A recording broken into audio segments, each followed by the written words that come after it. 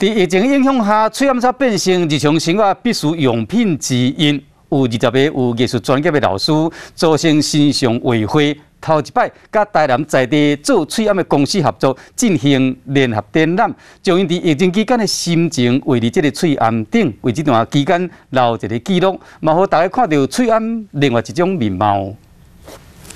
即马逐工出门拢爱挂翠暗，除了防疫，有愈来愈侪艺术家嘛，甲翠暗用来发挥创意。伫台南有40年遮尔久的线上画会，头一摆和台南在地做翠暗的公司做伙推出用翠暗做主题联展，伫公园艺文中心，希望会使互民众看到台湾防疫的艺术创作。我们希望在这个21世纪的时候，在这个疫情的年代，我们希望艺术能够带给所有这一些医护人员，所有的这些为我们这个疫情来做努力的人，一些艺术上的一些响应。 口罩也成为我们环境的一部分，也成为我们生活的一部分。当我的作品可以变成口罩的时候，其实这个是有非常大的意义。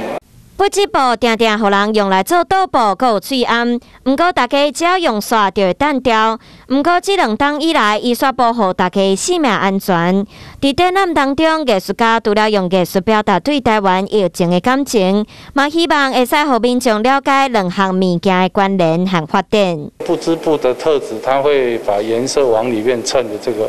我利用打底的方式去克服它了。 那第二个，其实防疫期间时间比较充裕，就慢慢的在家里琢磨那个颜色的变化。我这一张作品叫共鸣，也就是说，大家各有各的特色，但是合在一起的时候，